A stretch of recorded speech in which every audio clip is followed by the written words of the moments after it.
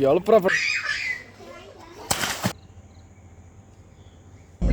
പിന്നെ വിളിച്ചില്ല. എല്ലാ മാന്യ സുഹൃത്തുക്കൾക്കും ടൂറിസ്റ്റ് അണ്ടക്കിന്റെ പുതിയ ഒരു വീഡിയോയിലേക്ക് വീണ്ടും സ്വാഗതം.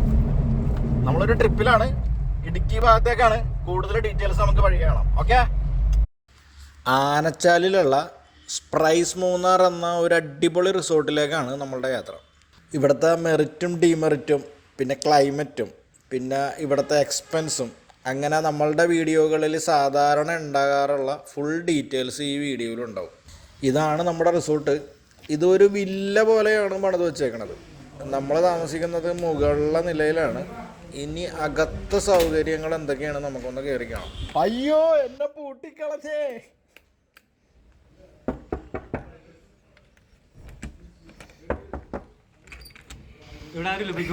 കയറി വരുമ്പോൾ തന്നെ കിച്ചണെന്ന് തോന്നിപ്പിക്കുന്ന വിധത്തിലുള്ള ഒരു സെറ്റപ്പ് ഉണ്ട്.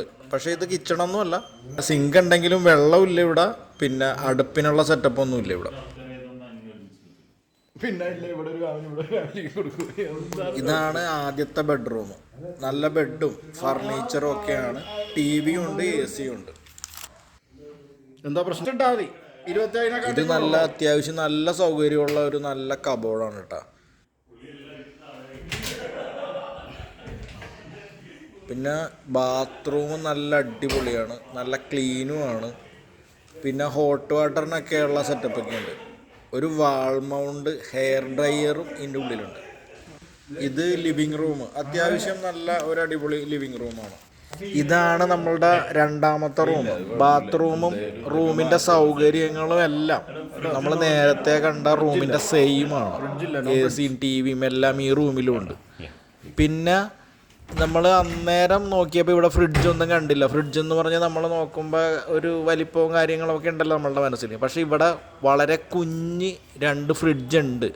ഈ റൂമും ബാത്റൂമും എല്ലാം ഇവിടെ ഈ പ്രോപ്പർട്ടി മൊത്തത്തിൽ അത്യാവശ്യം കുഴപ്പമില്ലാത്ത രീതിയിൽ ഇവർ മെയിൻറ്റെയിൻ ചെയ്ത് പോകുന്നുണ്ട്.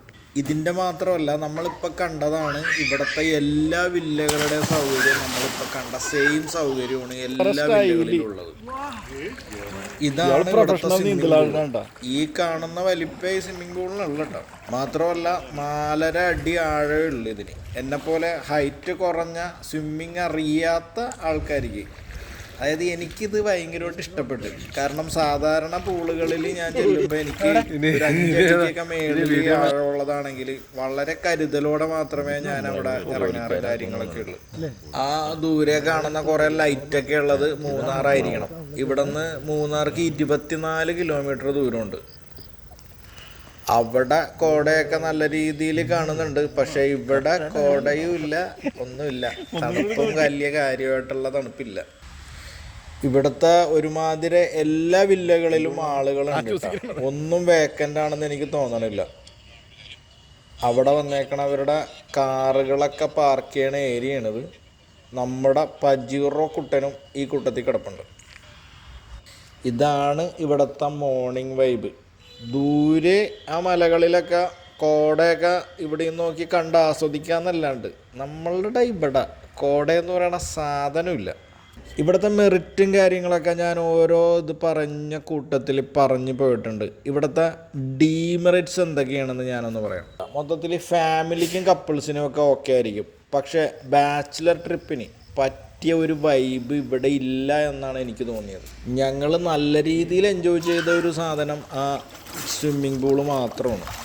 സാധാരണ പൂളുകളിൽ ഒരു ഫിൽട്രേഷൻ പരിപാടി ഇങ്ങനെ നടന്നു പോകുന്നുണ്ടാവും. പക്ഷേ ഞങ്ങൾ ഇവിടെയുള്ള ഒരു സമയത്തും അങ്ങനെ ഒരു ഫിൽറ്ററിങ് നടക്കുന്നതായിട്ട് തോന്നിയില്ല. പക്ഷേ അത്യാവശ്യം കുഴപ്പമില്ല, വേറെ അഴുക്കാൻ കാര്യങ്ങളൊന്നുമില്ല. അത്യാവശ്യം നീറ്റായിട്ട് അവർ മെയിൻറ്റെയിൻ ചെയ്തിട്ടുണ്ട്. അല്ല, നൈറ്റ് ടെമ്പറേച്ചർ 20 വരെയൊക്കെ താന്നെങ്കിലും കോടയും ഇല്ല, ഒരു എല്ല പോലും അനങ്ങൂല. നിങ്ങളെല്ലാ വീഡിയോയും എടുത്ത് നോക്കിക്കോ, ഒരെല്ല അനങ്ങണതായിട്ട് പോലും കാണാൻ പറ്റാൻ സാധ്യതയില്ല. ഞാനീ പറഞ്ഞ എൻ്റെ റിവ്യൂ ഞാൻ അവിടെ ഉള്ള സമയത്തുള്ള ഞങ്ങളുടെ അനുഭവം വെച്ചിട്ടുള്ള റിവ്യൂ ആണ് കേട്ടോ. മറ്റൊരു ദിവസം ഒരു ക്ലൈമറ്റിൽ ചിലപ്പോൾ ഇവിടെ വ്യത്യസ്തമായ അനുഭവം തന്നേക്കാം. ഇവിടുത്തെ റേറ്റ് വരുന്നത് ഒരു റൂമിന് 4500 രൂപയാണ്. 2 പേർക്കാണ് ഒരു റൂം അനുവദിക്കുന്നത്. നമ്മൾ 5 പേരുണ്ടായിരുന്നു. 2 റൂം എടുത്ത് ഒരു എക്സ്ട്രാ ബെഡ് കൊടുത്ത് ഒരു എക്സ്ട്രാ ബെഡിന് 1500 രൂപ വരെ എക്സ്ട്രാ ചാർജ് ചെയ്യും. പിന്നെ നമ്മളുടെ ബ്രേക്ക്ഫാസ്റ്റ് കോംപ്ലിമെൻ്ററി ആണ്. പൂളല്ലാതെ ഞങ്ങൾ എൻജോയ് ചെയ്തൊരു സംഭവം ബ്രേക്ക്ഫാസ്റ്റാണ് കേട്ടോ. ബ്രേക്ക്ഫാസ്റ്റ് നല്ലതായിരുന്നു, അത്യാവശ്യം വെറൈറ്റി ആയിട്ടുള്ള സാധനങ്ങളുണ്ടായിരുന്നു. ഞങ്ങളത് നല്ല എൻജോയ് ചെയ്ത് കഴിക്കുകയും ചെയ്തു. നിങ്ങൾ ഇതുവരെ നമ്മളുടെ ഈ ചാനൽ സബ്സ്ക്രൈബ് ചെയ്തിട്ടില്ലെങ്കിൽ ദയവ് ചെയ്തൊന്ന് സബ്സ്ക്രൈബ് ചെയ്യുക, ലൈക്ക് ചെയ്യുക, കമൻറ്റ് ചെയ്യുക. മറ്റൊരു വീഡിയോവുമായിട്ട് അധികം വേഗം നമുക്ക് വീണ്ടും കാണാം. അതുവരെ ടേക്ക് കെയർ, ബൈ ബൈ.